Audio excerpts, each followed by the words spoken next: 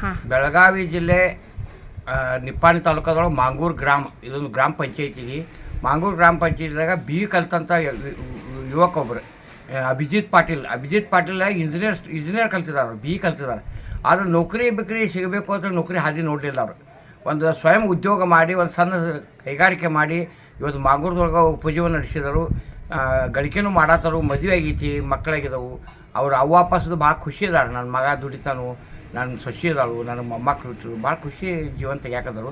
ಆದರೆ ಈಗ ಸದ್ಯದಾಗ ನೋಡೋಕೆ ಹೋದ್ರೆ ಯುವಕರು ಏನು ಮಾಡತ್ತಾರೆ, ನಿರುದ್ಯೋಗ ಅಂತೇಳಿ ಉದ್ಯೋಗ ಸಿಗಾಕತ್ತೆ ಎಲ್ಲ ಕಲ್ತಿದ್ದಾರೆ. ಉದ್ಯೋಗ ಹುಡ್ಕೋದು ಅವ್ರು ವಯಸ್ಸುಗಳು ಮೀರಿ ಹೊಂಟಿದ್ದಾವೆ.